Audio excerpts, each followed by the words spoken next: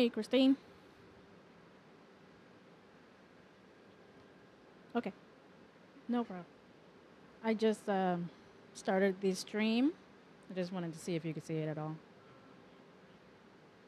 Okay, great. Yeah, I don't know what's wrong with that link. Yeah, thank you so much, though. All right, bye bye.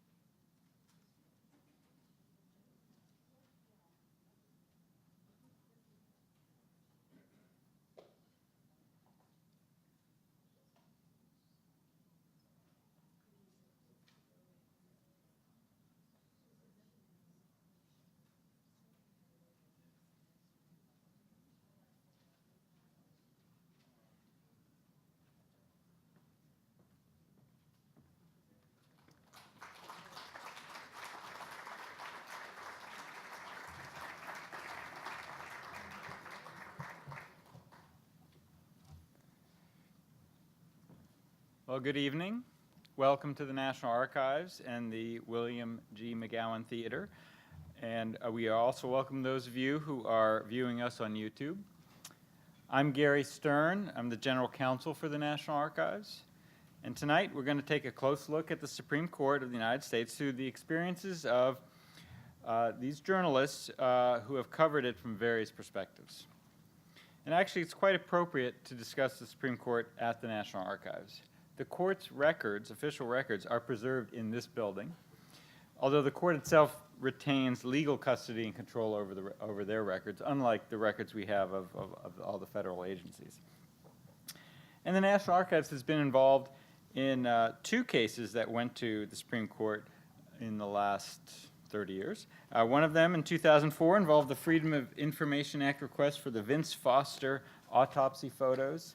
That's known as Favis versus Nara. Although it started actually originally as a case against the Office of Independent Counsel that had those records, but then the Independent Counsel closed and the records were transferred to us just as the case went up to the Supreme Court, so we got the name tag for that case. The other was the 1977 case brought by former President Nixon challenging the government's seizure of his presidential papers, including the Watergate tapes, which were then deposited with the National Archives, and which we still have to this day.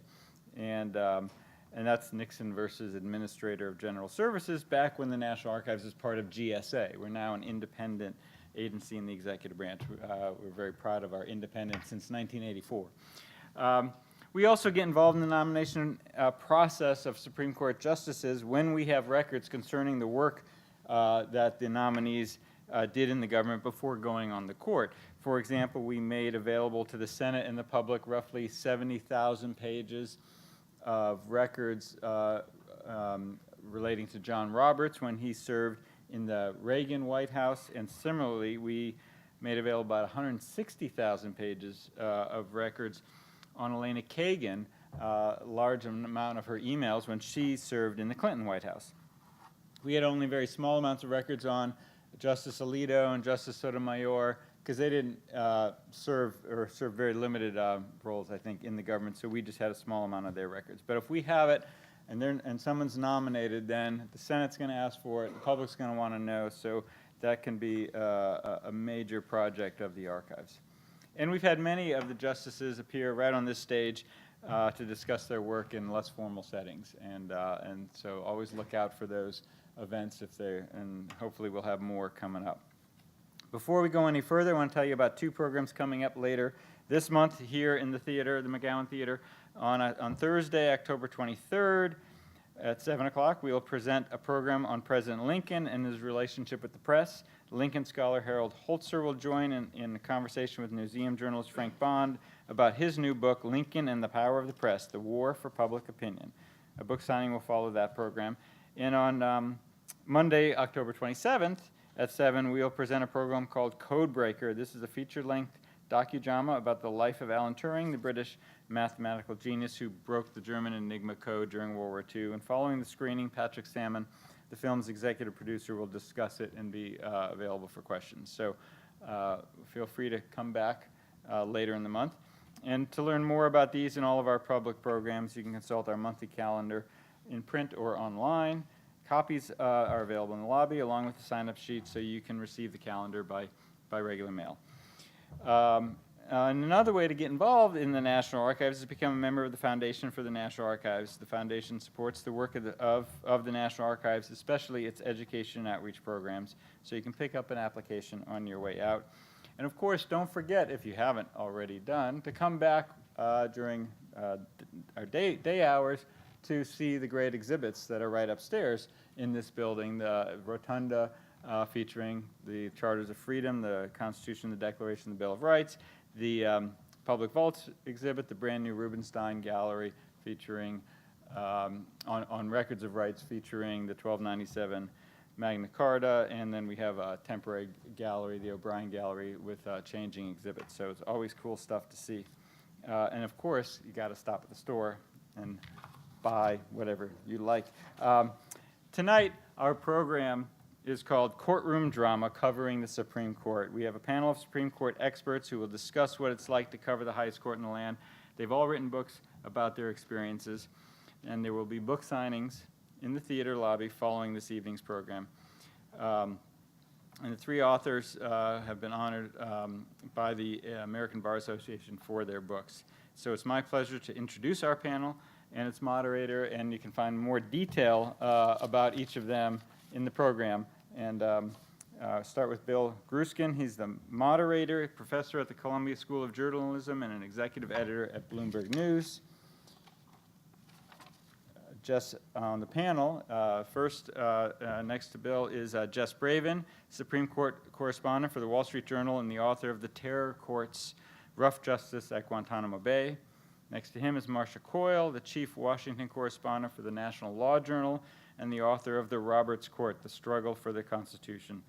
And last is Garrett Epps. He's a professor at the University of Baltimore Law School, who also writes for The Atlantic and is the author most recently of American Epic, Reading the U.S. Constitution. So it's my pleasure now to turn the program over to Bill and the panel. Thanks.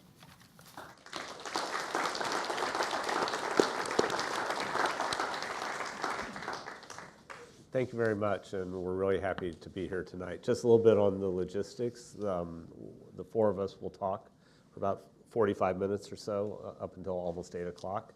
And then we'll open up to Q&A from all of you for about a half an hour, and probably try to wrap up around 8:30. If you do have a question, we'll kind of give you a 5-minute warning beforehand. They would like you to use the microphones on either end of the seating. So, with no further ado, Marcia, let's start with you. Good. Sorry. That's okay. Does it bring back memories of being in the law school where Yes, the professor it does. looks at your name? Only you should say, Miss Coyle. Miss Coyle. Give me the facts Okay. of Brown versus Board of Education. All right, Miss Coyle, give me the facts of something you wrote on page 399 of your wonderful book. And I remember it well. I remember it well. Well, you probably do. It's in the acknowledgments, and I swear I don't usually skip to the back of books when I read them, but in this case I did. But you said something that was awfully interesting, and if you can bear with me for just a minute, I'm just going to read from it. You say, the U.S. Supreme Court is one of the best and one of the strangest beats for a journalist. It's one of the best because there's constant variety in the cases the justices hear and constant challenges in understanding legal issues at the core of those cases. The Supreme Court correspondent gets a number of opportunities as well to be a witness to history, from Senate confirmation hearings to decisions that dramatically affect the nation. But the beat is also one of the strangest for a reporter because there is so little direct contact with the primary sources of the news, the justices. The reporter can't call up the justice who wrote a majority opinion and ask, now, what did you exactly mean on the fourth paragraph on page 27? Justices are notoriously and unfortunately reluctant to grant on-the-record interviews. Reporters learn about the court and the justices themselves through the justices' opinions and by observing them during oral arguments. So I think we would all love you to play a few tunes on that and tell us a little bit more about what that dichotomy between being both the best and the strangest beat around. Well, I'll tell you a little story about how I got the Supreme Court beat. I was the most junior member of the Bureau, the National Law Journal's Bureau here in Washington. There were 3 other reporters ahead of me, and the bureau chief covered the Supreme Court, left to go to the LA Times, and so there were 3 of us who was going to get the Supreme Court beat. And the other 2 didn't want it, but I did, and it's because it's a lot more fun to cover Congress or the Justice Department or even the White House, where you can actually talk to the people who are making the news. But I had wanted that beat for a long time, even before I joined the National Law Journal, and I was just thrilled when I got it. It's a very heavy reading beat. So you have to enjoy reading, and you read briefs, you read analyses, and for a lot of reporters, that's just not a lot of fun. It's also not a lot of fun for my children these days. It seems to do a lot of reading, but nevertheless, it's very heavy reading beat. And the issues are difficult, complicated, but they're fascinating because today the law intersects with so many aspects of our lives. And even the most boring tax case or pension law case, if you look behind the legal question, there's often a very human story of somebody who has a problem or a company that has a problem, and they come to the Supreme Court as their last resort to solve that problem. But it's true that you don't have a lot of firsthand contact with the justices in terms of explaining the news that they're making. We may run into them at social functions, which they don't often give us their schedule so that we don't know where they're going.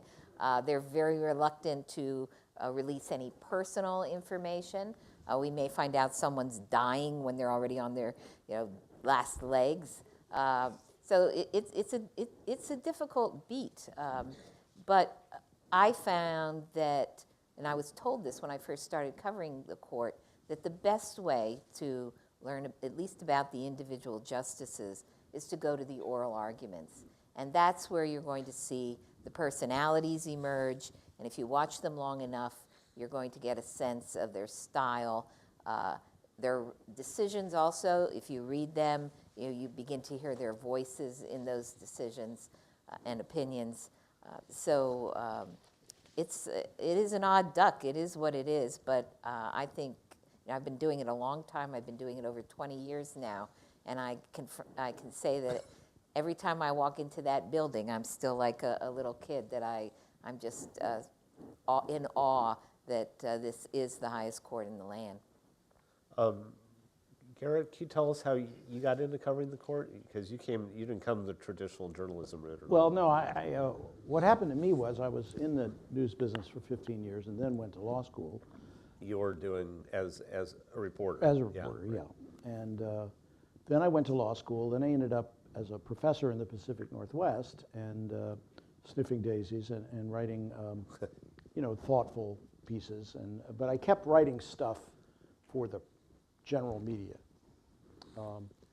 And then I moved back here to be professor at Baltimore, and I thought I'd go by the Atlantic and see a friend and see if they wanted an occasional piece, right? Would you like me to sniff daisies and write about the meaning of something? And unbeknownst to me, immediately before I walked into his office, my friend took a phone call from another very established reporter who had signed a contract to cover the Kagan confirmation hearings, which were the following Monday.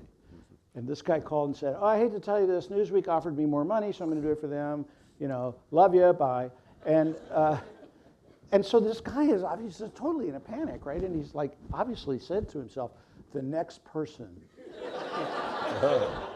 right, walks through that door. Whoever walks through that That's door right, gets right. They don't know it yet. And so, it's like, Garrett, glad to see you. How would you like to cover the Kagan hearings? And I'm like, well, hell yeah. I mean, this is like being a kid again, right? So that's how it started. And then I had I had the advantage at first that they didn't have to pay me because I had research leave from the University of Baltimore.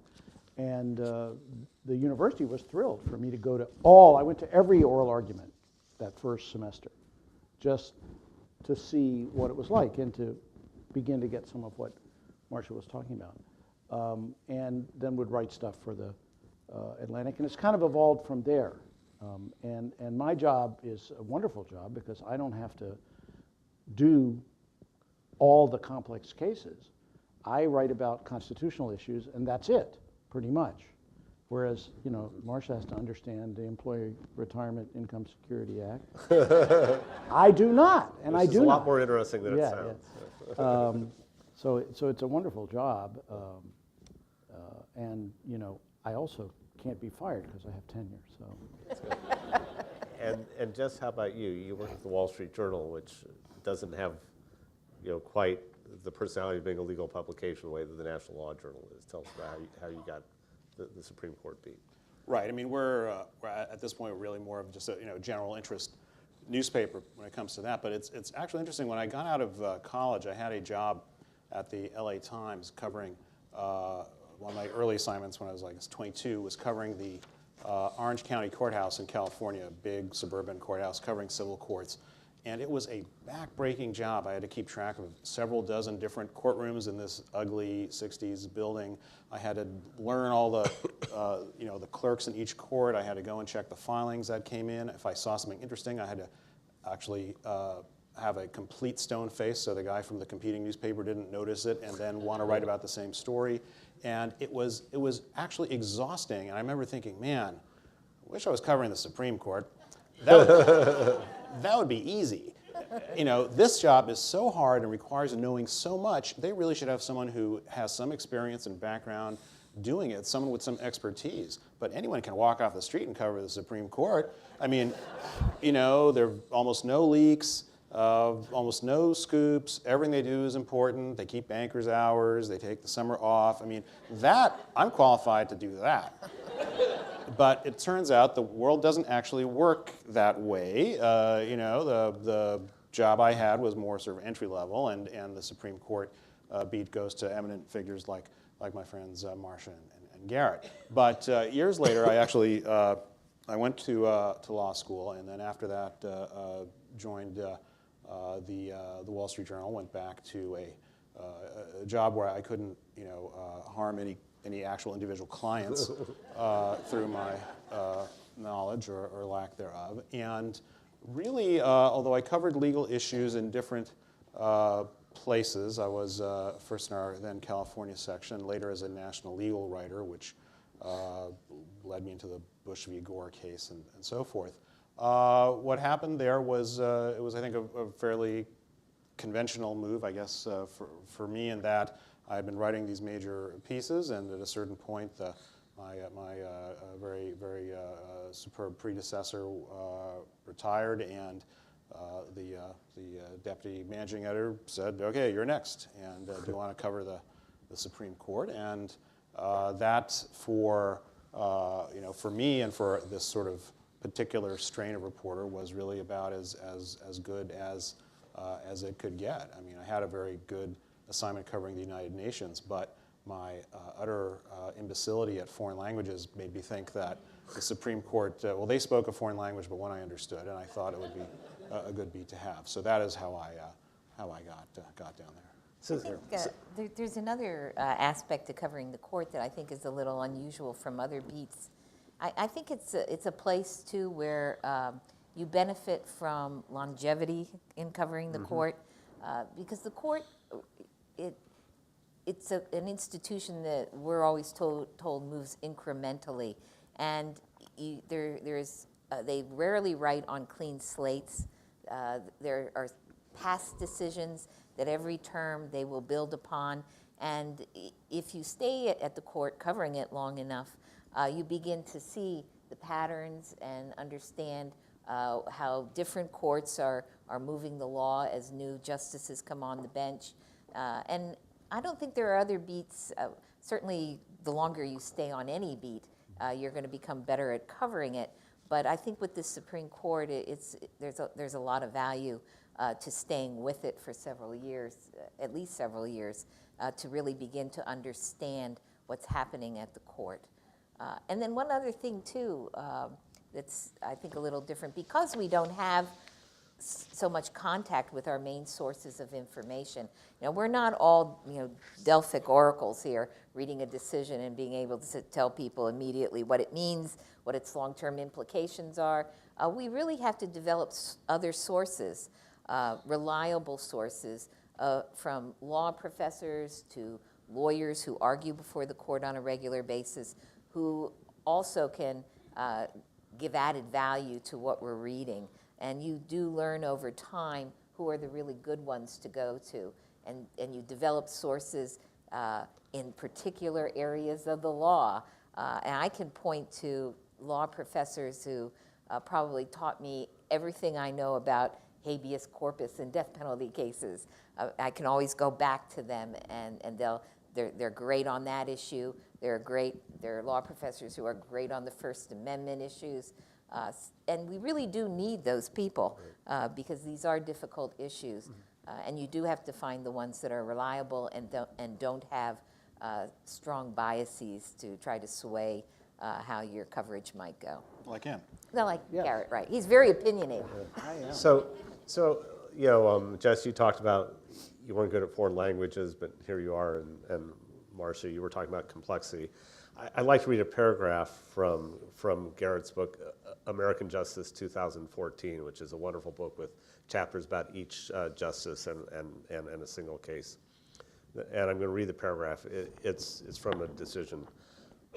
Roberts announced the judgment of the court and delivered the opinion of the court with respect to parts 1, 2, and 3C, in which Ginsburg, Breyer, Sotomayor, and Kagan joined, an opinion with respect to part 4, in which Breyer and Kagan joined, and an opinion with respect to parts 3A, 3B, and 3D.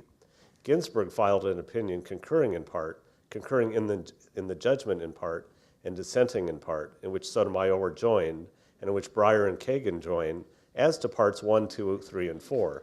Scalia, Kennedy, Thomas, and Alito filed a dissenting opinion. Thomas filed a dissenting opinion. You're given that kind of complexity. First of all, do people know what that's from? Anybody want to guess? The Obamacare, June 2012, right? So, Garrett, tell us what that's like when you get confronted with something like this and all the media is kind of hopping on, getting it right about as often as you get a coin flip right. Not you personally, but you, the media. Well, I was very fortunate that day because I was in the courtroom, and so I missed the whole thing of people reading, quite understandably reading the thing and saying, oh, they've struck it down, right? I didn't go through that because the justices deliver these opinions, summaries of these opinions orally. Right. Okay. And so Chief Justice Roberts doesn't say, I have an opinion with respect to part 1 through 2. He says, I have the opinion in NFIB versus Sebelius, and he begins talking away, and we're writing, and he goes through all these reasons why the Commerce Power is out. You can't do the Commerce Power. So I'm thinking, okay, well, he's probably struck it down. And then he starts into this saying, no, on the other hand, we must view it as a tax. And the essence of taxation, and I suddenly realized what he was doing. And this actually could have been the end of my career at the court, because I was so gobsmacked, like everyone else in the room, that I turned to Mike Sachs, who was sitting in front of me, and I went, holy crap! And I should have been ejected. But the marshals were over there, you could see them going. So I survived. But so by the time I got downstairs and had to look at that, I had some sense of how it was going to go. Now, when I sat down and wrote, I still had to go back 4 times because I kept saying, in her stinging dissent, Justice Ginsburg says, and I'm like, no, it was a concurrence, right? Because everything was all scrambled up, and I'm very lucky I didn't make horrible mistakes in it. And Marcia and Jess, how did you guys handle that day? I was in the courtroom as well, and that's another... And did you also say, holy crap? Under my breath. I'm a little more restrained than Garrett is. But I was in the courtroom, and that's a good example of why you should go in the courtroom on decision days. Some reporters have deadlines, and they can't go up to the courtroom for the actual reading of the summary of the decision. They've got to get it out very fast. But I was fortunate, and even though I had deadlines, I wanted to be there. So I was like Garrett, I was taking notes, and so I just waited to see what he was going to say. But I think the bigger point of Garrett is how difficult it is to sometimes sort out what is the actual opinion of the court and what was the vote count. And with that case, and I can remember other cases earlier where I would actually sit down with a piece of paper and I'd write down each justice's name and what part they joined, and then I'd have to go back to the opinion and try to figure out what the vote was. Chief Justice Roberts, one of his goals when he came on the bench was to try to avoid having that happen. He wanted to cut down on the number of multiple opinions that justices wrote. And so I think he does try very hard to get consensus but sometimes you just can't do it. I mean, that was a huge, huge case, and there were a lot of different opinions. But it can be a real challenge. And Jess, how about you? Were you in the court that day? Well, I was certainly in the building, but I should explain for people who aren't familiar with the Supreme Court building, the way it is set up, the courtroom is on actually what they call the first floor, which in sort of the continental sense is actually the second floor. And beneath it, there are a number of offices, including the press room. And what the court, the way it is set up is that there's a press room there, a number of us have desks there. That's where the public information office is. And they have a speaker where they pipe into the press room the opinion announcements. So even if you're not in the courtroom, you can hear the justices say that, and that is an accommodation to reporters who've got to get the news out first. The moment that the justice who has the opinion begins speaking, the staff will hand out copies of the opinion so people can look at it. And because of this case's particular importance and the fact that the way that, at least at our publication, a lot of the sort of mainstream, the loathsome MSM publications, we have to get news out right away. And this was obviously one of the biggest cases in history, and we had many preparations, and the aim was to get the opinion and put out headlines so readers would know as almost instantaneously what the ruling was. And some of you might have remembered, not every news organization managed to get that one right. And it's understandable when why they might not. So I was not in the courtroom. My colleague was to get color really for what might go on there. But my job was to take the opinion, which was photocopied in a big packet, and immediately glance at it and immediately say what it was. And that very convoluted paragraph that you read, which comes from what they call the syllabus, it's a summary of the opinion written by one of the court's employees. It's not an official part of the ruling. But I looked at that first, and what saved me perhaps from making an error that day was seeing that combination of Roberts, Ginsburg, Breyer, Sotomayor, Kagan. And I said, that's unusual. And so be careful. And so when I went through it, the discussion of the Commerce Clause, it's therefore not the same with the Commerce Clause. One page ends, you flip the page, and he gets into the tax. And so that was actually helpful and it was amazing. It was one of those days where bare competence was treated by my bosses as superlative performance, given in not reporting it wrong so quickly. So that was a big deal for us, and there was all kinds of parts moving, and different publications and news organizations had different ways they wanted to cover it based, I think, on what their readers were expecting them to deliver. Let's talk a little bit more broadly. I want to get into some of the deeper stories in a minute, but when you think of how profoundly and irrevocably the internet and digital news cycles have changed the way any kind of journalism gets produced, from covering a baseball game to, as the Chief Justice would say, calling balls and strikes in the Supreme Court. Tell us a little bit about how the internet has affected, all of us on this panel are of a certain age where we remember a pre-internet time and a current internet time. And, kind of take us through some of the pros and cons. There's the SCOTUS blog, for example, which I think, has made some really significant contributions to the way people view. You all have digital presences as well as more traditional legacy ones. Tell us about how those news cycles and how the proliferation of new competitors has changed what you do. Well, I think it's made the deadline pressure intense. We were talking earlier, I moved from daily newspapers to the National Law Journal, which is a weekly, thinking I would have time to develop in-depth knowledge of a subject. And as a weekly, I would have time to write in depth as well. And I did have that for a long time. I was told when I joined that if you're going to write a front page story for our newspaper, you are to learn every possible thing about the subject you're writing, because we're writing for people who know the law, and we've got to get it right. And you'll have 3 weeks to put out your front page story, which was the big story for the newspaper that week. Now, I do front page stories in a day or two.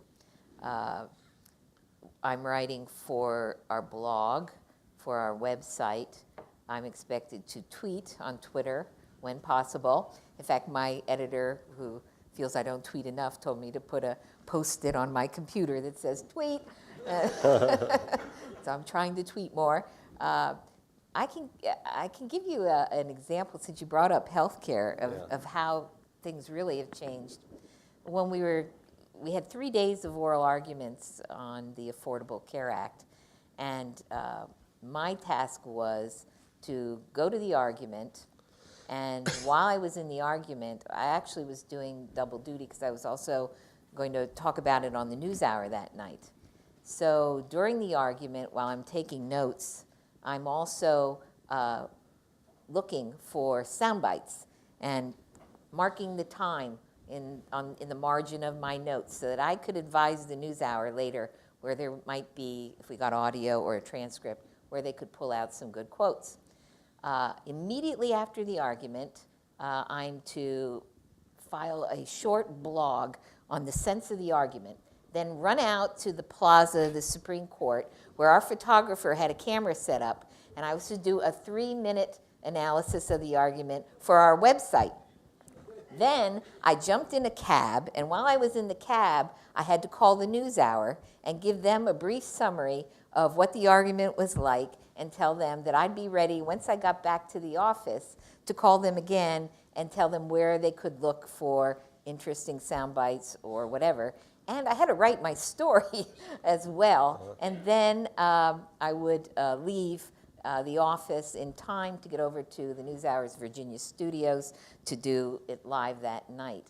And that whole thing of blogging, writing for the web, doing the video out on the plaza, that is all because of the transformation, not only of the transformation of the internet, as well as our publication, trying to become a player in this digital age. And it just creates intense pressure on reporters to be able to get the information out quickly and accurately. One of the reasons I wrote the book I wrote was because I began to worry that I was losing my ability to do the kind of in-depth reporting and writing that I had once done. Never before had I worried so much at night about maybe making an error in something I had done. I'd wake up at maybe 3 in the morning saying, oh my God, did I really say that? And then I'd get up and turn on my computer and go over my story to be sure I hadn't made an error. So the book was an opportunity to try to get back into doing what I really wanted to do and loved to do. So it's really had a huge change, at least for me. Yeah. Jess? Well, I'll say a couple things because it's very mixed in my point of view. First of all, if there were no internet, I don't think I would be able to do what I do because I don't know of a print publication that would want a professor, who my basic thing is I come in and I say what it all means. And it sounds really wonderful. It's usually wrong, but we've moved on from then, right? And I do it when it seems there's something to say. I can't imagine, in the old days that anybody would have allowed me to do that. So the fact that there is this voracious appetite for content, works in my favor as far as that goes. The Atlantic wants to have stuff. They'll sometimes run 3 items on a single oral argument, mine and then some more newsy stuff. On the other hand, there is a certain kind of constant pressure. I will say my experience with making mistakes, which is extensive, is actually the opposite of Marcia's. I don't have to wake up in the middle of the night because someone has immediately tweeted me. Indeed, Marcia did just this afternoon to say, you just reported a non-existent case. And I'm like, oh, my bad. And the last thing is that you can then correct that, right? You don't have to wait till the next day.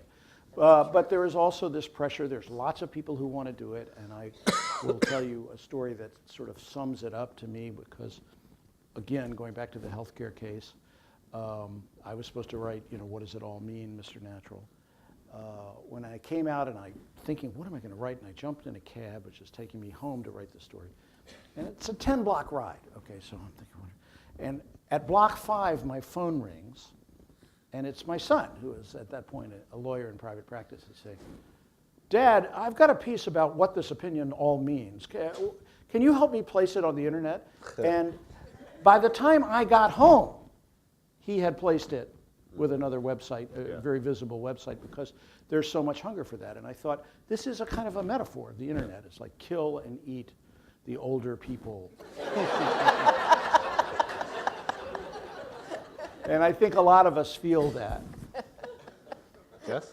Well, you know, the internet is pressuring us in a couple of ways. I mean, one is a sort of structural way, in the way it is sort of decimating the whole industry. So while there are some new media that are opening up and new outlets that are opening up, much more visible to me is that the collapse of ones that used to be there. So that's one aspect of it, and the fact that within the newspaper, I want to train myself to simply say within the news platform, the discussion of how to tell stories in the different ways people want to get them is overwhelming. I mean, it certainly, I don't know if it equals the amount of time we spend talking about the actual stories, but I mean, as I'm sure you know, the most, you know, the way that people are reading news now and want news now that is increasing faster than anything else is on phones. It's not even on computers on people's desks or laptops, and figuring out how to tell very complex stories with a,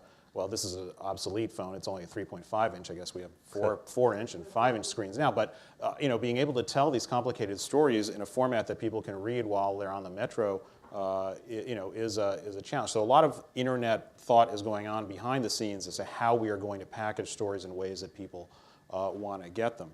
In terms of the pressure, all these things about the pressure are true.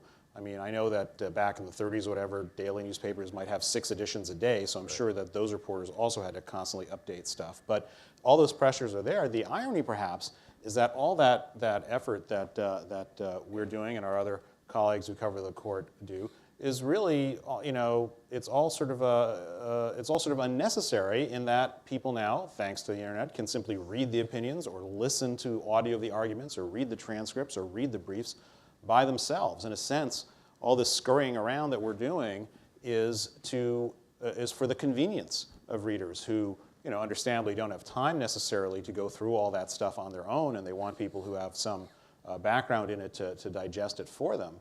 But probably 20 years ago, you couldn't get an opinion. You simply physically couldn't get it to read it, you know, within an hour or less of it coming down. So it is sort of funny that, you know, what we're doing in a sense is that aspect of the job. There's much more to it, but that aspect of it is really perhaps the least important for people who really want to know what the court has done. They can read that very clear syllabus that you cited before themselves.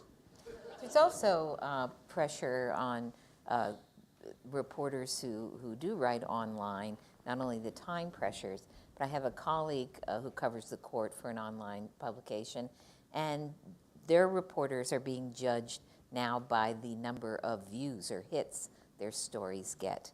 And I'm not sure where that's going to end. And if you're covering, if you cover the Supreme Court, it's not exactly covering the president, your views or hits may not be as many as someone who can write a very sexy story about something.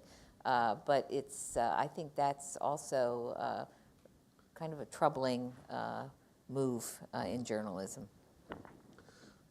So Jess, I want to talk a little bit about a story that you wrote, and Jess and I worked at the Wall Street Journal together when Stegosauruses roamed the earth, I think. But and unfortunately, and the story ran on page 1 of the journal. Unfortunately, I was not on page 1 because I would have loved to have edited it, although I couldn't have made it any better than whoever did edit it. It's a story about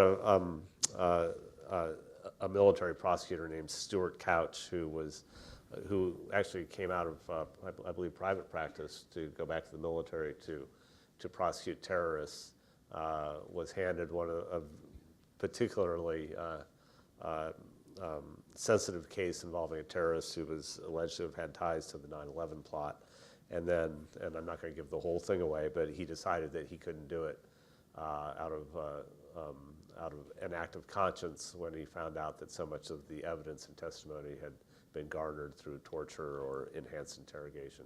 And in many ways, that was the genesis of the book that you wrote, The Terror Courts. And I'd like, if you could just kind of tell us how you came across this man and how that story about this fellow went from being an amazing page one story to a full-fledged book that had a much broader canvas to it. Well, thanks, and and the book does. I mean, it's in some ways like other books. It involves a major Supreme Court case, Hamdan versus Rumsfeld, which struck down that version of military commissions, but it goes much more deep. But I do have to say this. It occurred to me on the ride over here. The book has a special connection to the National Archives because the editors at Yale University Press, when looking for an image that would symbolize what the book was about, they couldn't find any good images of the Supreme Court. But apparently some demonstrators stood in front of the National Archives building, which, like the Supreme Court, has columns.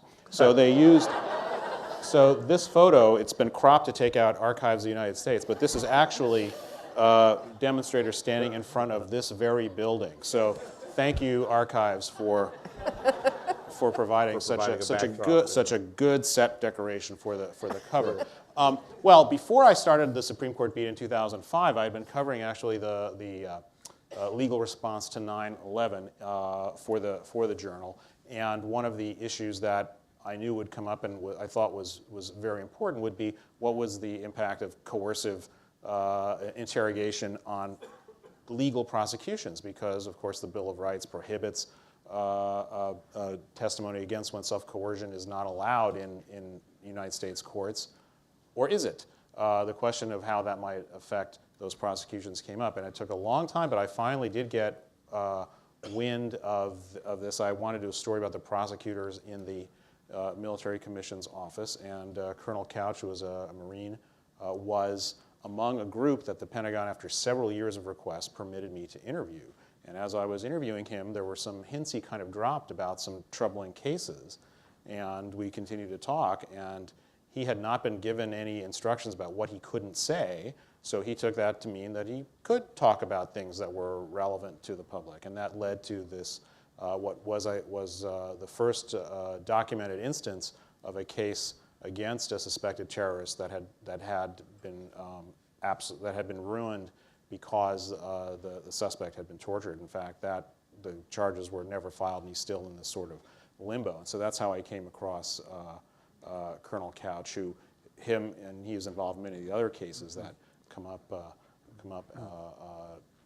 at military commissions at Guantanamo. But a remarkable guy who was among this. It was very odd. The day that case in 2006 was argued at the Supreme Court, it was this collision of these two worlds, this sort of very basic, difficult world at Guantanamo Bay and the completely rarefied setting of the Supreme Court, and the characters all being there together.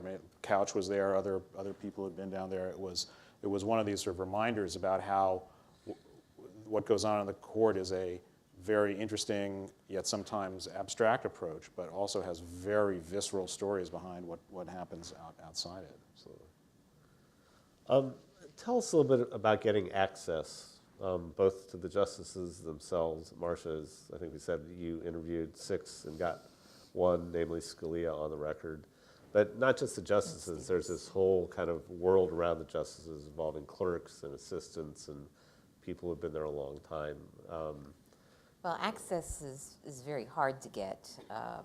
The clerks, I think, almost have to take an oath on the Bible that they will not talk to reporters. And the few times that even former clerks, when I called them and mentioned that I was doing a book, you could almost hear the curtain come down over the phone. You could hear the fear in the voices. Well, I just can't talk about the court. Even after so many years, it's very frustrating. But they do. They abide by that promise that they won't talk. The justices, it depends on how you phrase your interview request. You have to go through the Public Information Office. What I did was I wrote a request for an interview, submitted it to the head of the Public Information Office, and then waited and waited and waited. Some of them were a little more prompt with their reply. One said no. Others, it took several months, but it's not easy. They care very much about the institution and how it's portrayed, and I think you have to build a certain amount of trust with them through your coverage. I've tried very, very hard over the years in my newspaper as well as on the NewsHour not to sound as though I'm biased in one way or the other. I don't criticize. I don't see that as my role. I'm not an opinion writer, so I think because of the way I've portrayed them over the years in my coverage of their decisions, that they were more willing to talk to me. And I know they follow the coverage, because I'll tell you, my first interview with Justice Ginsburg, as I was leaving her chambers, she was behind me, and she tapped me on the shoulder, and she said, "I watch you on the NewsHour on my treadmill." And I said, "How am I doing?" With some trepidation. And she goes, "Oh, just fine, just fine." So it's an interesting experience when you do go, and they all have very different styles. Again, Justice Ginsburg, nobody warned me about what she's like in an interview. And I had colleagues who had interviewed her and could tell me, you'll ask a question, and then she'll sit there, and there's this silence for the longest time, and you want to give her the answer, and you have to restrain yourself. And then she will answer, and she'll come out with, this perfect paragraph, but you have to be very patient. And they all have different styles, but access is very hard. And I know some of my colleagues have had, I know Joan Biskupic, who has a book that just came out about Justice Sotomayor. She's had good luck getting access to the justices, but it's tough. And I think it really does depend on how you phrase the request and how they perceive your coverage of the court. Yes? Yeah, I mean, one thing is that dealing with them as public officials is really different from most other public officials and institutions. And it is because I think that, through the constitutional genius, they have life tenure, and they don't need the press the way that other figures in society do. If you're dealing with elected officials, whether a senator or congressman, president, city council, school board, all those people have concerns about how they are portrayed because their futures depend on it. Their rivals and opponents are speaking to the press. They may have issues they want to, they need reporters, and they can't. You have some leverage on them. Even when I was covering the UN, to my surprise, ambassadors from foreign countries, they also were remarkably accessible to reporters, and it turned out they viewed, they would sometimes want to send messages through the press. They had interests they wanted out there. They might want to curry favor with reporters by making certain materials or documents available. The Supreme Court justices, except in the very, very special and wonderful moment when they have a book to sell, don't need publicity, don't have any future that's really depending on it, and aren't really involved in society in making lots of investments or wheeling and dealing the way that other, the politicians might. So as a reporter, they just don't need us the way that other powerful figures do, and therefore it is hard to get access to them. Sometimes I wonder, because we have so little leverage, do you ever, am I pulling punches subconsciously? I mean, because they can, whatever meager access they provide, they can cut off, and there's not much one can do about it until that next book comes out. So, I do sometimes wonder, but yes, I think Marcia's exactly right. They have complete discretion about what kind of access they want to give, and they will grant it if they feel confident they're not going to be, misconstrued. And what they consider being misconstrued might strike some reporters as accurate coverage of what they did. So that question, sometimes arises. Yeah. Garrett, yeah. I'll say two things about access, which I have remarkably little of. The first is that after a couple of years of doing what I do, I got very interested in doing a kind of wonderful Smithsonian-type piece about the Supreme Court Library, which you've all been in. Absolutely gorgeous chamber that is decorated with very interesting medieval printer's marks that are inlaid, and it's deserted. No one goes there anymore because all the clerks are downstairs doing on the computer. And it's open to members of the bar, so it's not just for the justices. If I'm a member of the Supreme Court bar, I can go up there whenever I want. And so I went to the PAO, the public affairs officer of the court, and I said, this is a great treasure, it's architecturally wonderful, there's a huge amount of history there, various justices who've now passed away used to come up and pull volumes off the... And she said, well, yes, it does sound very interesting. Of course, no employee of the library will talk to you at all. And I said, well, you mean if I ask questions about the architecture? No. They won't even answer your phone calls. So I thought, well, access is just a complicated thing here at the court, like as in you don't get any. And with the justices, because of what I do, I've met 5 of them in sort of weird social settings. But I just don't try for it because I don't just do the kind of careful reporting that these guys do. I'm evaluating. I am criticizing. Right. The most published piece, the most linked piece I've ever written had the headline, Justice Alito's Inexcusable Rudeness, which was a very direct criticism of the way he had behaved on the bench to Justice Ginsburg. And I met Alito once, and he was perfectly charming, right? So if I had some ongoing relationship with him, I couldn't write that piece. Do you want to just tell people what it was that Alito did? Well, he read the majority opinion in a case, the name of which has just gone out the door, but it had to do with sexual harassment on the job and whether the employer was liable if your day-to-day supervisor harassed you. And the majority, the conservative majority decided, I think 5-4, that no, it's only if the person who can fire you harasses you. Otherwise, it's just kind of tough on you. And he read his opinion. And then Ginsburg, who sits next to him, as is often the case when there's a strong disagreement, she read a summary of her dissent. And this tiny little woman, and you always want to kind of go, and she leans forward, and she's made out of steel. It's deceptive. But anyway, she starts reading this thing, and disputing some of Alito's points.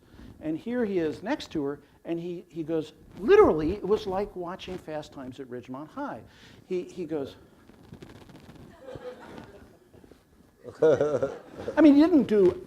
But it was just, it was everything but. And I think actually the poor guy is just sort of not very self-conscious. He's not used to having everybody look at him. Right. But it was very unseemly. Yeah.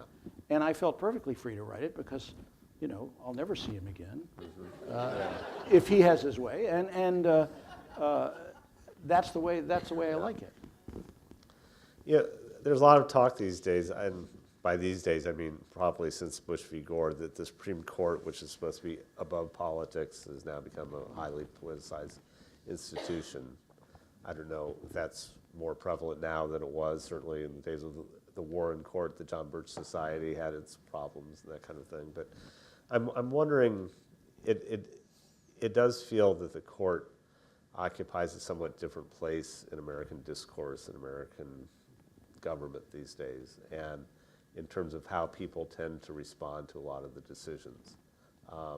And I'm wondering how you all navigate what are the inevitable tides between left and right with your readers, sometimes with your editors, when you're trying to talk about a decision in something more than simply it was 5-4, these judges lined up this way and that way, but you're trying to provide some analysis and some kind of deeper thought around it, while at the same time realizing you have lots of readers out there who are going to be parsing every comma, looking for any kind of bias. And I don't know if that's occurred to any of you or not. Go ahead, Jess. Well, we do tend to use a shorthand, liberal and conservative, and sometimes justices or professors other than Garrett will complain about that, sort of simplifying it because it does not describe these people who are all intellectuals and have very deeply thought out views on things, and there are particular instances where they break stereotype on particular issues. You'll find a Ginsburg-Scalia alliance on a number of issues that puts them at odds with other liberals and conservatives, and so so we do have to be careful to try to convey this sort of nuance, but on a remarkable number of issues, the court does break down into very predictable factions, and we just have to say it. I mean, it's very typical for a lead or high up in the story to say the court's, split along its conservative, liberal, ideological divide, and that defines most of the big cases that people care about. Maybe not the Employment, Retirement, Insurance, Security Act cases, but the ones involving, abortion rights, gay rights, death penalty.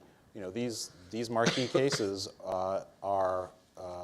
There's remarkably little diversity in the lineups, so we have to do it. Now, what I found is that occasionally, against my better judgment, looking at the comments that readers post on our stories, and seeing that they usually leave me out of it. They go after each other, arguing about what's going on and what the secret motives are, but they usually don't accuse me of anything, and that I'm glad about that because they're just taking what they read there and misconstruing it all on their own. And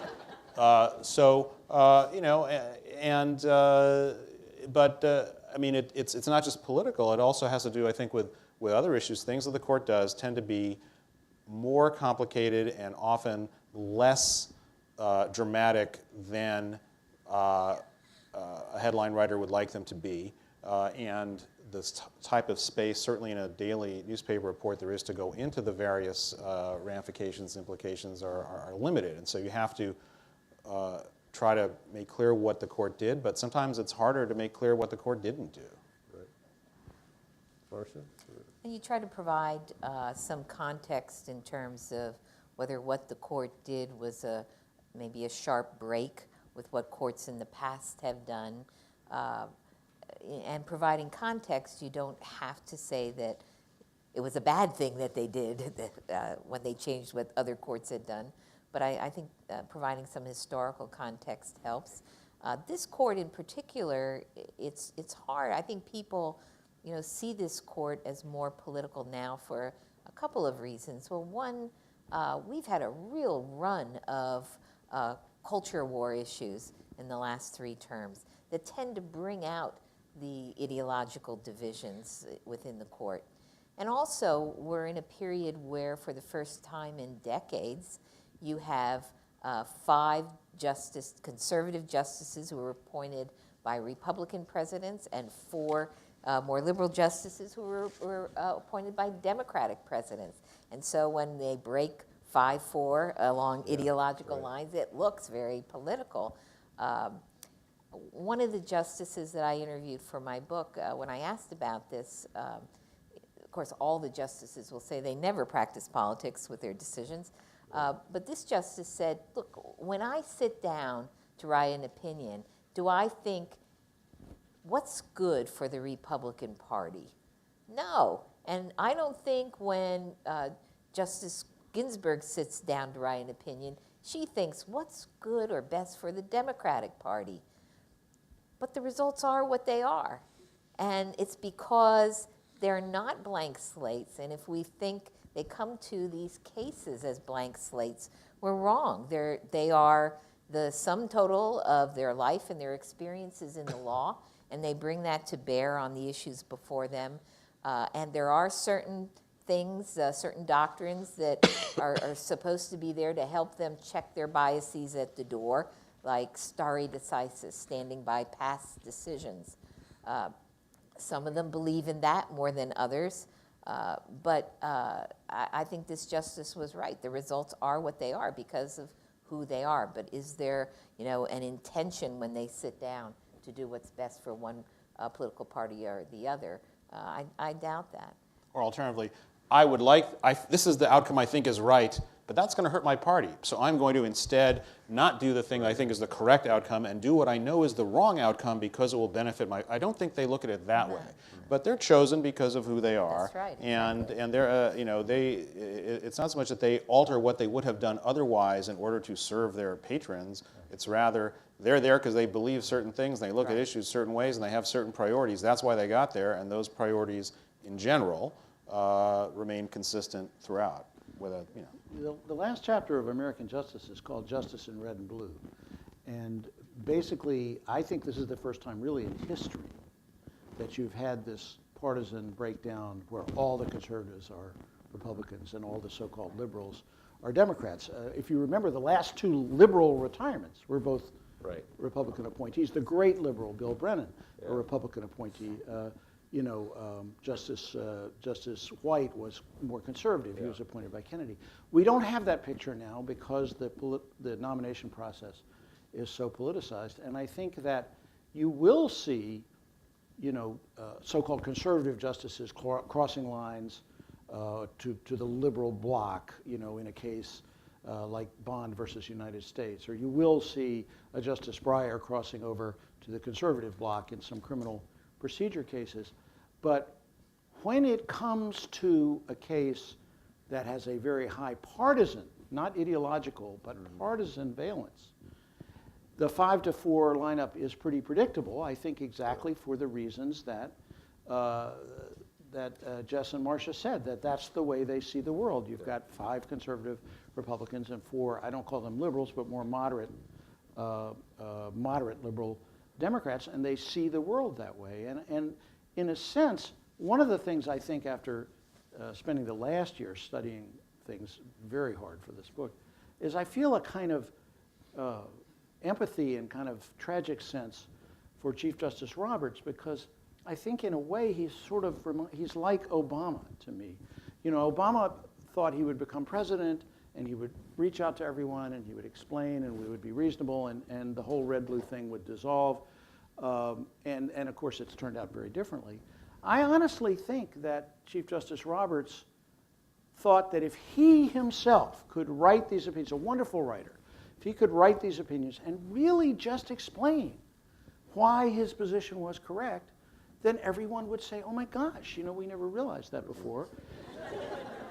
Thank you so much, both on the court and in the country. And of course the result in life is never what you think it's going to be. And I think the last thing I say in the book is that for both these men, this dream has vanished into air. They're stuck with the world that they live in, which is the world the rest of us live in, and it's very disturbing. I'm going to ask one more question, and then we'll take some from any of you. So if anybody wants to start lining up now, it would be a good time. Other than the three of you, who are the journalists we ought to be reading covering the Supreme Court? Well, let me start and say that there's not a lot of turnover in the Supreme Court press room, thankfully. Wait, I thought you got appointed for life, just like the justices. And actually there are several reporters who've been there longer than any of the justices, and one of them, of course, is Lyle Denniston, who began covering the court for the Wall Street Journal in 1958. And has been there ever since, now working for SCOTUS blog, which is a great resource website writing analysis of cases. And to have someone there who was in the courtroom when Miranda versus Arizona was argued, or Roe v. Wade, someone who was there when they had pneumatic tubes going from the courtroom to the press room, whose institutional knowledge of the way things actually were in that building is so extensive, and yet who is so current with everything that's going on now is really remarkable. I don't think there's anyone like him with that kind of experience in any other, in the White House or in any state capitol or city council or anywhere else, or the UN, anywhere else in the country. So I would say read his stuff.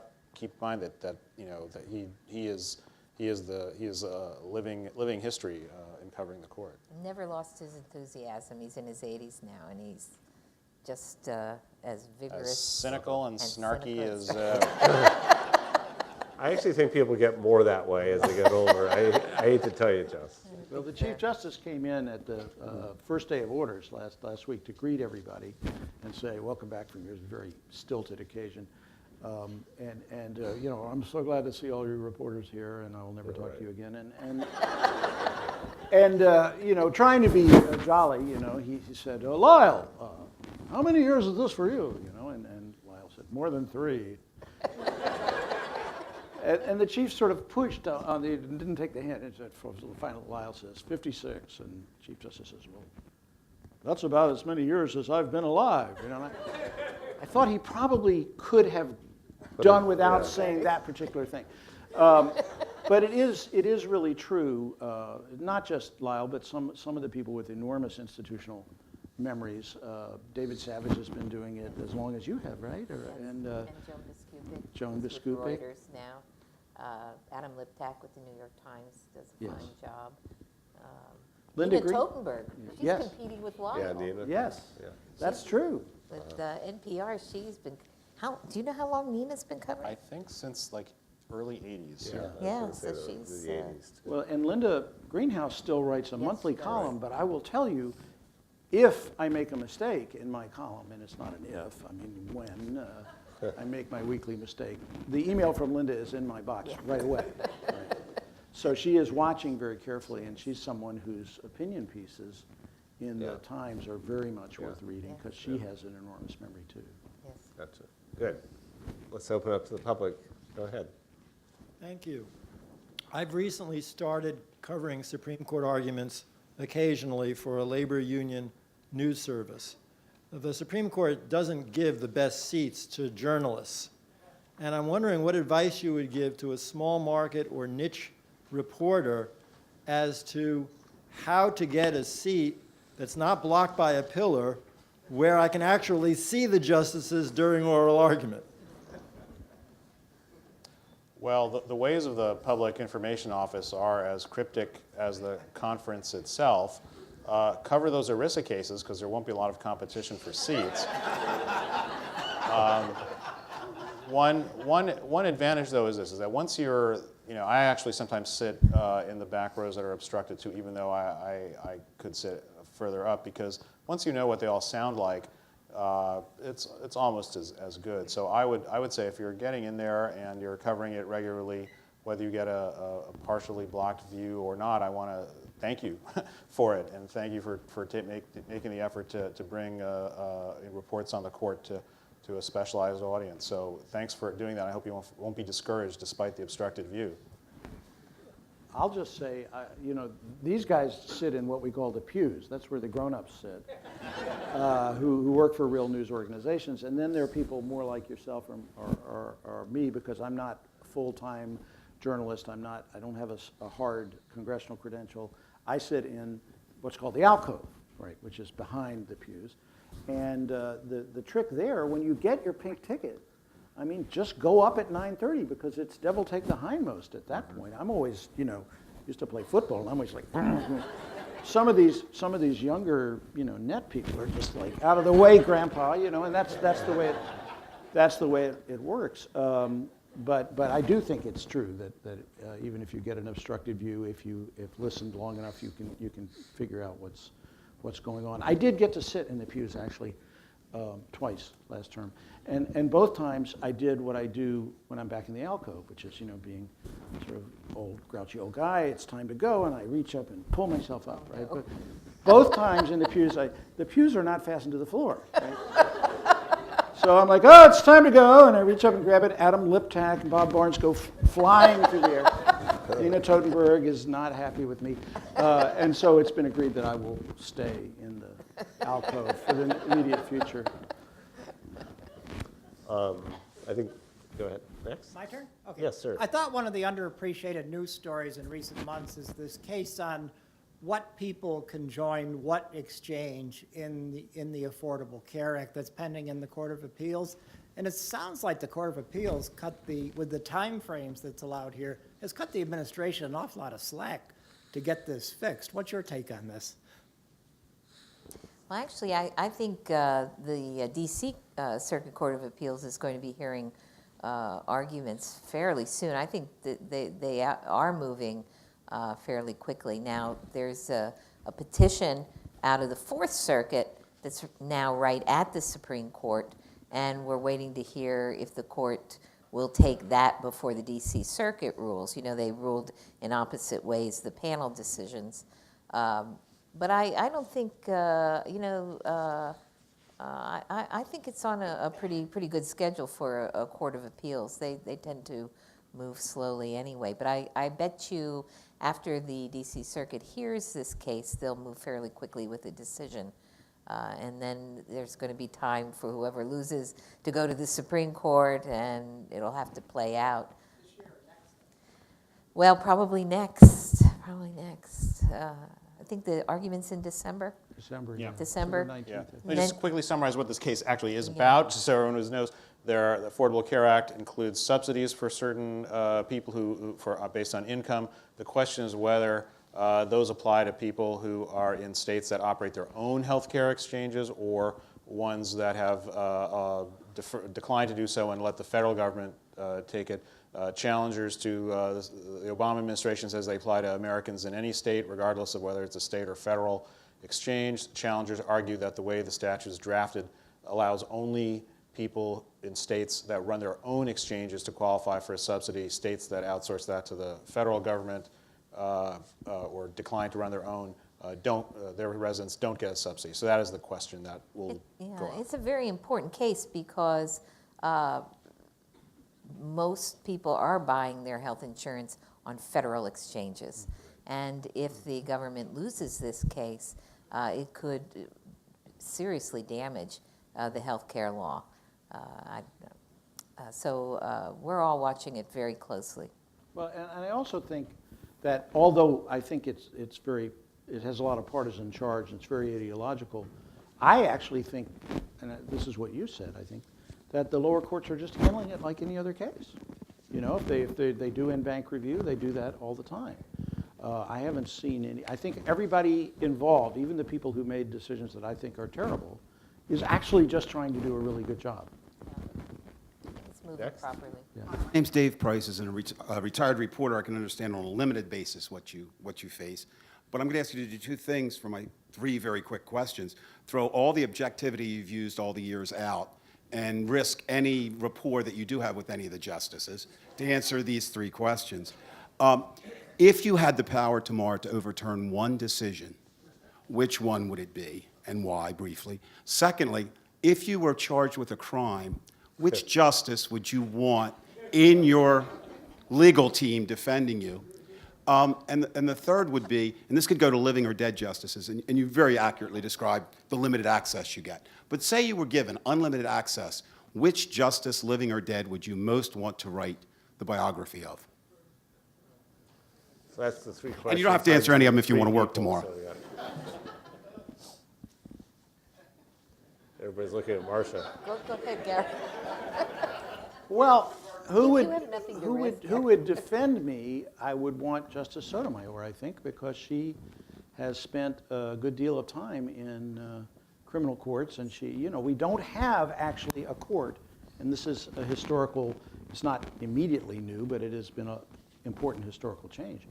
We don't have a court in which a lot of the justices have had street-level experience with criminal litigation. I think Thurgood Marshall was the last one who had ever represented a death client and so forth.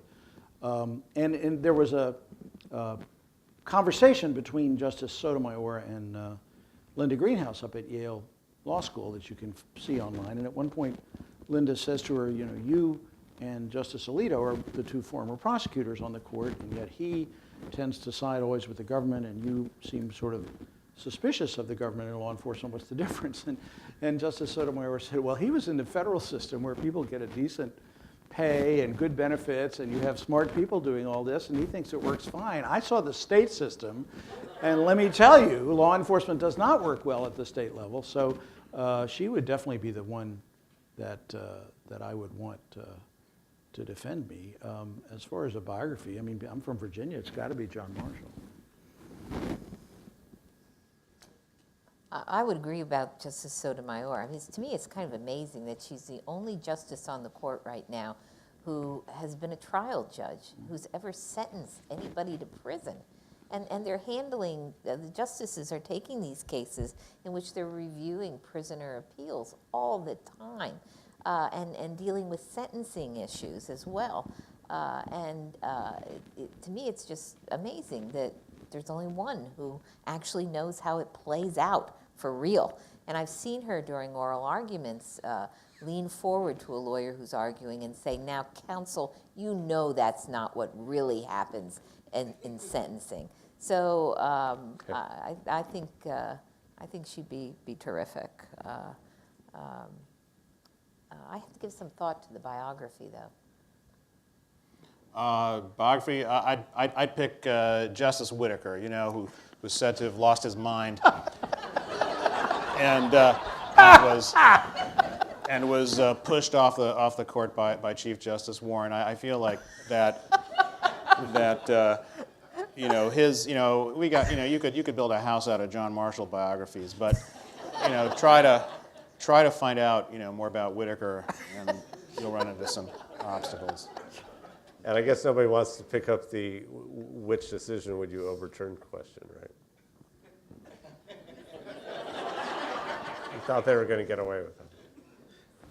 I'm going to take that as a no. Hi, I was in a training class not too long ago where we were going over some, I guess, legal aspects of the work that I do.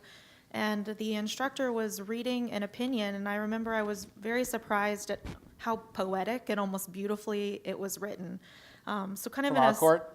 No, it was a Supreme Court decision, and it was from a long time ago, which was kind of, I think, why I was surprised. I think often when we read opinions, it seems very kind of lots of jargon and terminology that isn't very well understood. So I guess historical or current, are there any opinions that you really just kind of hold dear as like a favorite or a really well-written or kind of beautiful piece of work that every American should read? Barnett, right? Wouldn't you say? Barnett, yeah. Yeah. West Virginia Board of Education versus Barnett, in which Justice Jackson, one of the most quoted phrases in all of the U.S. reports. He said, if there is any fixed star in our constitutional constellation, it is that no official, high or petty, shall prescribe what shall be orthodox in religion or politics and force citizens to pledge allegiance by word or action thereto. And it is quite lovely. For me, I think Cohen versus California, which is starts off as not seeming very poetic because it's a case about whether a guy can go to the courthouse wearing a jacket that says "fuck the draft," and Justice Harlan takes this unappealing thing and makes it into a poem about how you analyze free speech. You know, and it has this wonderfully memorable phrases. You know, the government cannot cleanse public discourse to suit the taste of the most grammatically squeamish among us. And it's not just well written, but it is beautifully reasoned. And so that's one I like. I would say some of the justices on the court now, they write awfully well. Not all of them, but I mean, Chief Justice Roberts, if you read the cell phone case, it's a really beautiful piece of work. Justice Kagan's dissent in Town of Greece versus Galloway, very powerful. And so the art form lives on, and there were bad writers back then, too.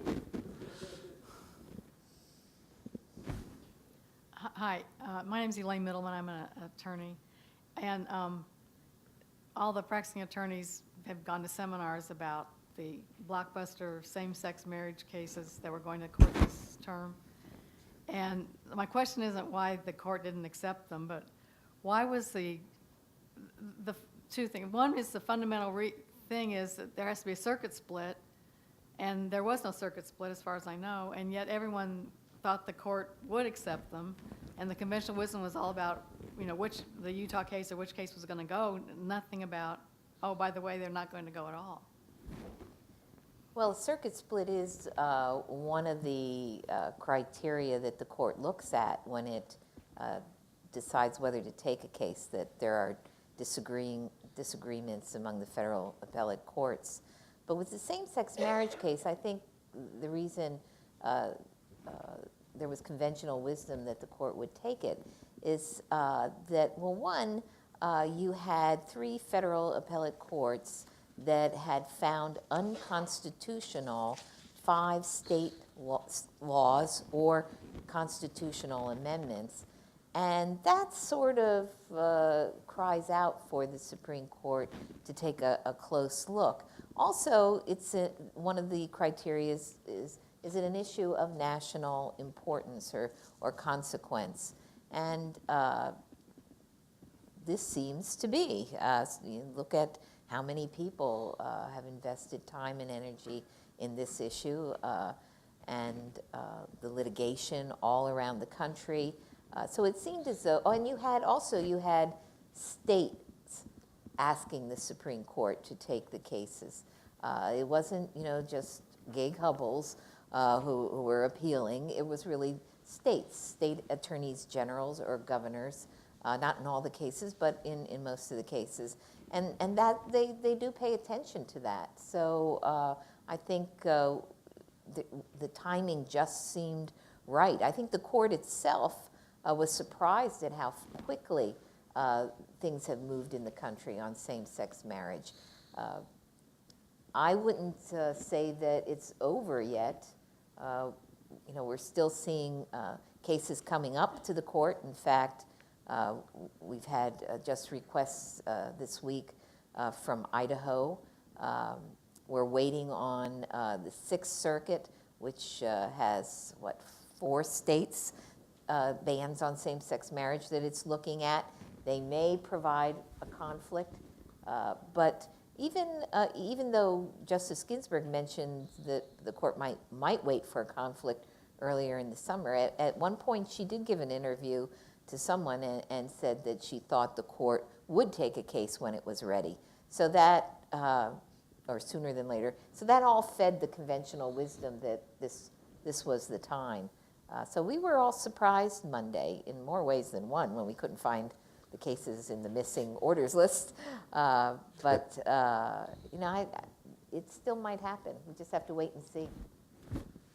I was really surprised, only not that they didn't necessarily take these cases when they did, but I thought they would hold them to wait to see, right? But what's surprising about what they did is that you've now got couples marrying all over the country, and it's going to be much more complicated to try to undo that if there's an adverse decision.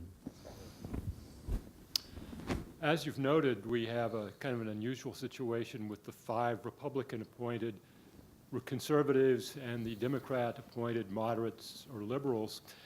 But in the past, the positions of justices have evolved after they've been appointed, and some presidents have been pretty surprised, or maybe ex-presidents have been pretty surprised by what some of their appointees later did. And I'm wondering if you think any of the current justices will evolve in their positions over time, and if so, who and how do you think they will evolve? That's a good question. You want to take? Well, I think that the most likely candidate for any sort of reevaluation of views would probably be the Chief Justice, largely because of the position he holds. I mean, if one, of course, he's a very smart man who's always thinking about things and so on, and but also because of his knowledge and concern for the institution, where he has somewhat greater responsibility for it. And if he were in a position where the court's majority moved strongly in, let's say it moved to the left, would he want to be on the court and be in dissent all the time, or does he want to try to find a way to reach accommodation? So that might be something that might, to have a chief who's always losing would diminish his role if he might be able to find a way to bring parties together. And I think we've actually saw, if you look at some of the, in particular, some of the less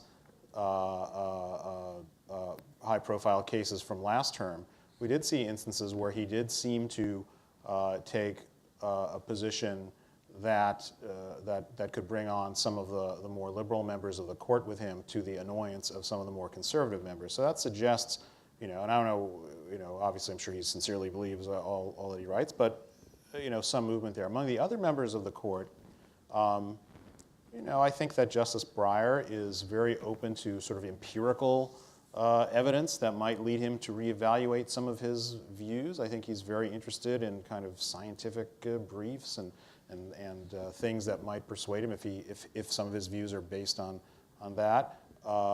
In terms of like the core issues like death penalty or some of these social issues, hard for me to say. I mean, these they're all grown-ups and they've had lifetimes to develop their views.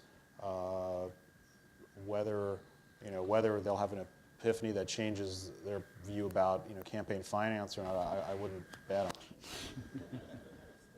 We're going to do 2 more questions, and we have 2 people standing, so go ahead. My first question is, you mentioned that there was very low turnover of journalists covering the Supreme Court, and I was kind of wondering why that's the case, especially in the world of journalism. And the other question I have is, while we've heard a lot of bad things about being a news reporter for the Supreme Court cases, what do you enjoy the most about covering these cases? What do you find to be the most enjoyable part of your job there? So. Well, I think what I enjoy most is the cases, just delving into them, learning new things about a particular area of the law, and finding out, who brought the case and why. I find the cases themselves just so interesting and challenging, and the variety. It's always something new. It may be a variation on a theme like the First Amendment or the Fourth Amendment, but even the variation and whether it's going to hold up when it's argued before the court is to me just really fascinating and challenging. It just keeps me on my toes all the time. So that's what I really enjoy most. What was your first question? Why there isn't enough turnover. Oh, why there isn't when turnover. are we going to make room for him? Yeah, right. Well, I like to think it's because our editors truly value what we do. Most of the, I think the reporters who cover the court generally really love it and enjoy it. And unless there's a shakeup within their own organizations, you generally can stay. I think some organizations over the years have put limits on how long reporters cover certain beats, and they shuffle them around. And so we've seen turnover that way, or turnover when they leave one publication to go to another. But for the most part, it's a fairly stable press corps. But we do have a fair amount of turnover, don't you think, Jess? Why? Amount. Do you know something about? Well, look at how the AP and the Reuters bureaus have turned over. USA Today has turned over. Richard hasn't been there that long. Well, that's because his predecessor went to do the exact same thing at Reuters. That's true. That's true. That's true. I mean, just speaking as an editor, I do think it's one of those things where editors tend to recognize there's tremendous value in having a number of years of experience covering this beat. This is not like going from the school board to the courthouse to the police to doing general assignment. It's one of those things that it really takes a number of years to really understand a lot of the inner workings and how to read a complex case and then how to translate that for a general audience. Well, from slightly outside, because I'm not a full-time reporter, I would say the reasons for low turnover, which I think the turnover is relatively low. There's not zero turnover, but it's not the Politburo, but it is relatively low, is because first, it's a fabulous job for the people who are good at it, right? Yeah. There isn't much else that would match it anywhere else. You wouldn't say, gosh, I've done this, now I want to go cover, crime or global warming or something, because you've learned to do a particular thing that is very satisfying and interesting. And the second thing that I can say, because I am sort of outside, is the colleagues in the press room, to me, are so delightful. They're just such brilliant people. You do not have idiots covering the Supreme Court. And that is the sort of categorical no idiot rule is not one you can make about some areas of journalism. And so you're working with people who are very smart and they're very kind. You know, I remember your story about having to keep your face straight so that the person wouldn't know that you were onto a big story. You don't have to do that in the Supreme Court press room because we all know what the story is. And I can say to Marcia, I can say to you, I can say to Adam Liptak, you know, what do you think about this? And they'll tell me. So to me, it's just like, it's like a combination of a group of friends and an incredible educational experience. And if you can do it, why would you stop? Our last question. Well, first, I want to say thank you for a great evening. This has been very insightful, and we all owe you a round of applause, so thank you very much for this. My question goes back to where you started, and that is on the difference that digital media has really played and a driving force. And having been in this town for a while, you see its impact on Congress. I'd say the partisan divides are at least somewhat due to a 24-hour news cycle and the internet. You see presidential campaigns are getting longer and longer and very much media-based. And even your own reporting is under the pressure to report immediately. And I think the Obamacare case really put that in stark relief to everybody who is watching that. Is the Supreme Court, as the third branch of government, sufficiently inoculated from those pressures, or will it eventually have to give in to some of those digital pressures that every other branch is facing, and should it? Well, they just unveiled a new website this week. I don't know if you've been there. So they certainly are aware of it, and they slowly take on some of those, responsibilities. I guess it depends really what you have in mind. I don't think we'll see justices tweeting very much. From the bench.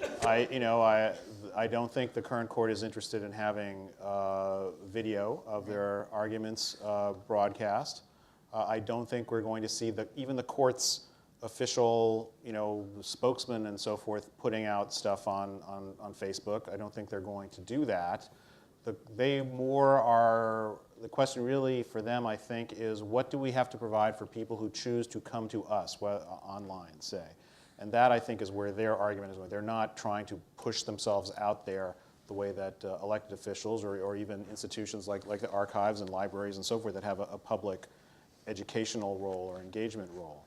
So I think that, if just as a follow-up, is there anything specific you're thinking about you want them to be doing or to stop doing that occurs to you? No, it's really, from a constitutional standpoint, the court was designed to be exactly what it is. It has a culture of protections and loyalties that you all discussed. A lot of those in every other institution are falling. People are Facebooking. You have people writing books. You have, as soon as you take certain jobs in this town, you better have a lawyer because you don't know what's coming. The Supreme Court's been protected from that, and I think as an institution, it's a very valuable aspect. But does the pressure that's being brought to bear everywhere else eventually get to the court? Does it start to crack a little bit too, and how does it change? How do you see it evolving? No, I don't see it cracking much at all. I think a lot will depend on the nature of the people within the institution. This court, I genuinely believe, is a very collegial court. They tend to like each other. Some of them have closer relationships with each other than others do.